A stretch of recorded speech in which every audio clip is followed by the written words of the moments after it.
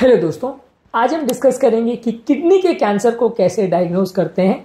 Kidney का cancer क्या होता है, कितने टाइप्स का होता है, उसके क्या लक्षण होते हैं, इस पर हमने सेपरेट वीडियोस किए हैं।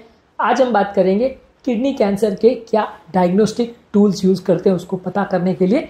इस टॉपिक में हम पहले बात करेंगे डिटेल हिस्ट्री में कि उसमें हिस्ट्री में क्या पॉइंट्स मिलते हैं या फिजिकल एग्जामिनेशन में क्या चीज़ें मिलती हैं, और बाद में लेबोरेटरी टेस्ट, इमेजिंग टेस्ट और बायोप्सी स्टेजिंग, इन सब के बारे में बात करेंगे ताकि किडनी के कैंसर में आपको एक डिटेल्ड डिस्कशन मिल जाए, आपको इसके बारे में पूरी जानकारी मिल जाए।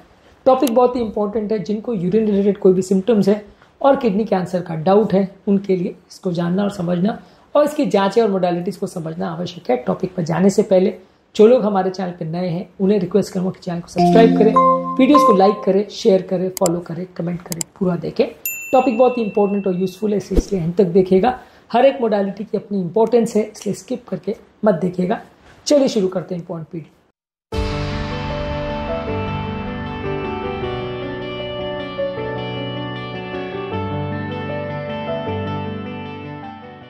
सबसे पहले लक्षण क्या है इसके किडनी कैंसर के, हमने ऑलरेडी सिम्टम्स वाले वीडियो में इसको डिस्कस किया है। यदि किसी व्यक्ति के यूरिन में ब्लड आ रहा है या पीठ में जहाँ किडनी होती है या लोअर बैक में परसिस्टेंट पेन हो रहा है जो कि और कोई कारण नहीं है, अनएक्सप्लेन्ड वेट लॉस हो रहा है, फीवर हो रहा है, अनएक्सप्लेन्ड सुस्ती हो रही है जिसका कोई और कारण नहीं है, या व्यक्ति को कुछ केमिकल्स के एक्सपोजर की हिस्ट्री है, स्मोकिंग की हिस्ट्री है, अल्कोहल की हिस्ट्री है, या व्यक्ति को पहले के किडनी कैंसर की हिस्ट्री है या फैमिली हिस्ट्री कैंसर की, तो ये सारे रिस्क फैक्टर्स अगर अवेलेबल है, ये सारे लक्षण अगर अवेलेबल है तो किडनी कैंसर के बारे में सोचना चाहिए। और यदि इनमें से कोई चीज़ पॉजिटिव आती है तो उसको इवैल्यूएट करना चाहिए उन टेस्टों के माध्यम से जिसके बारे में आगे बात करेंगे। एग्जामिनेशन में आप किडनी का इवैल्यूएशन करते हैं कि कोई गठान वगैरह तो नहीं है, कोई स्वेलिंग या टेंडरनेस किडनी में तो नहीं है फ्लैंक एरिया में, और कोई हर्नियल साइट्स पे कोई किडनी के लिए कोई पैल्पेबल ट्यूमर वगैरह तो नहीं है, ये आप असेसमेंट करते हो। हालांकि फिजिकल एग्जामिनेशन में बहुत कुछ फाइंडिंग्स आपको मिल जाएगी कैंसर केस में, इसका डाउट है। ज़्यादातर अगर आपको कोई डाउटफुल मेडिकल हिस्ट्री लिखती है तो आप सबसे पहले जांच करते हो। जांच में आप सबसे पहले लेबोरेटरी टेस्ट करते हैं। इसमें आप करते हैं ब्लड टेस्ट। ब्लड टेस्ट में कंप्लीट ब्लड काउंट में अनीमिया या खून की कमी तो नहीं है वो देखते हैं। ब्लड केमिस्ट्री में आप यूरिया और क्रिएटिनिन की वैल्यूज और किडनी के बाकी फंक्शंस देखते हैं। लिवर फंक्शन टेस्ट आप देख सकते हो क्योंकि कई किडनी के ट्यूमर्स जो हैं वो लिवर में मेटास्टाइज करते हैं तो उसका सिम्टम कैसा है, और कुछ पैरानियोप्लास्टिक सिम्टम्स में भी कुछ ऑटो इम्यून रिएक्शंस की वजह से लिवर फंक्शन इफेक्ट हो सकता है, तो उसको आप एनालाइज करते हो। साथ में आप करते हो यूरिन एनालिसिस, जहाँ पे यूरिन में कोई एब्नॉर्मलिटी तो नहीं है, और यूरिन के माइक्रोस्कोपी वगैरह करके आप देखते हो कि कोई एब्नॉर्मल कैंसर सेल्स तो नहीं है, इसको यूरिन साइटोलॉजी बोलते हैं।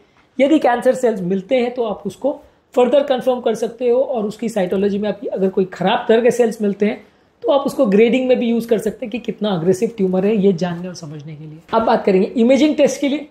सबसे ईजी इमेजिंग टेस्ट है अल्ट्रासाउंड, जहाँ पे हम किडनी का सोनोग्राफी करते हैं, जिसमें अगर कोई साउंड वेव्स द्वारा एक रिफ्लेक्टेड बीम आती है और उसको मशीन पे इंटरप्रेट करते हैं। कोई सिग्निफिकेंट डेंजरस टेस्ट नहीं है और कोई रेडिएशंस नहीं होते, काफ़ी सस्ता टेस्ट भी है। ज़्यादातर पेट का सिंपल जो अल्ट्रासाउंड होता है उसमें ये डिटेक्ट हो जाता है।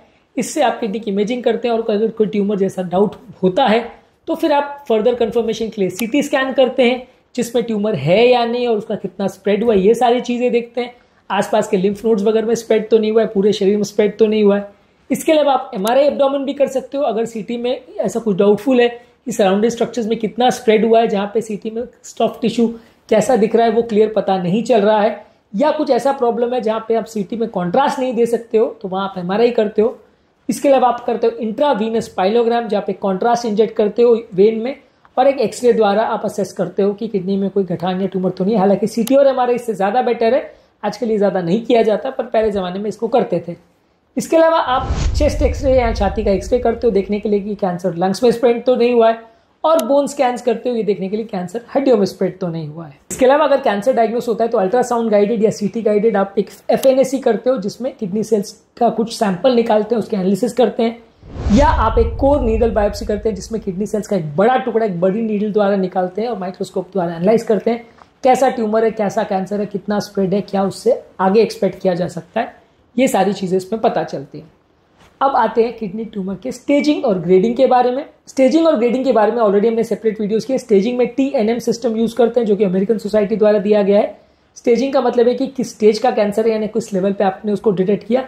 इसमें 3 कैटेगरीज है, T for tumour, N for nodes, M for metastasis. T में प्राइमरी ट्यूमर कितना बड़ा है और कितना स्प्रेड किया है ये देखते हैं। एन में आप देखते हो कि आसपास के लिम्फ नोड्स में कितना स्प्रेड किया है, और एम में देखते हो कि डिस्टेंट मेटास्टेसिस कितना है। तो किस स्टेज पे ट्यूमर डिटेक्ट हुआ है, कितने नोड्स में स्प्रेड हुआ है, कितना डिस्टेंस स्प्रेड है, उसके बेसिस पे आप जज करते हो कि ट्यूमर की क्या कैटेगरी है और उसमें आगे क्या कर सकते हैं और बचने के या मरने के कितने चांसेस है, इसको प्रोग्नोस्टिकेट करते हो। इसके अलावा एक होता है ग्रेडिंग सिस्टम, जहाँ पे सेल्स को आप माइक्रोस्कोप द्वारा देखते हो और कितने अग्रेसिव सेल्स है, उसके फैलने के या नहीं फैलने के क्या चांसेस है, इसको आप असेस करते हो और इसके बेसिस पे ट्रीटमेंट स्ट्रैटेजी डिसाइड करते हो। तो फाइनल कंक्लूजन ये है कि यदि किसी को साइन और सिम्टम्स में खासकर अगर यूरिन में ब्लड आ रहा है या कुछ सिम्टम्स ऐसे आ रहे हैं, पेन वेन हो रहा है, फीवर हो रहा है, फटीग हो रहा है, तो वैसे केस में आप जांच करते हो। सबसे इजी टेस्ट यूरिन एनालिसिस या पेट का सोनोग्राफी है। अगर इसमें कुछ डाउटफुल लगता है तो सीटी एमआरआई करके आप उसको कंफर्म करते हो और बाद में सीटी गाइडेड या अल्ट्रासाउंड गाइडेड उसका एक टुकड़ा निकाल के ट्यूमर की स्टेजिंग ग्रेडिंग करते हैं और उसके बेसिस पे ट्रीटमेंट स्ट्रैटेजी डिसाइड करते हैं। अगर ट्रीटमेंट के लिए छोटा कोई ट्यूमर वगैरह तो उसको निकाल दिया जाता है, किडनी का पोर्शन निकाल दिया जाता है। बड़ा ट्यूमर है तो फिर मेटास्टेसिस हो गया है अगर वैसा, तो फिर आपको कीमो या रेडियोथेरेपी ऐसा देना पड़ता है। किडनी ट्यूमर के ट्रीटमेंट के स्टेजेस और उसके ओवरऑल मैनेजमेंट स्ट्रैटेजीज पर मैं सेपरेट वीडियोस किए हैं, जो कि आप हमारे चैनल पर देख सकते हैं। टॉपिक एंड करने से पहले जो लोग हमारे चैनल पर नए हैं उन्हें रिक्वेस्ट करूँगा कि चैनल को सब्सक्राइब करें, वीडियोज़ को लाइक करें, शेयर करें, फॉलो करें, कमेंट करें, पूरा देखें, क्योंकि इस तरह का यूजफुल कंटेंट हम आपके लिए लाते रहते हैं।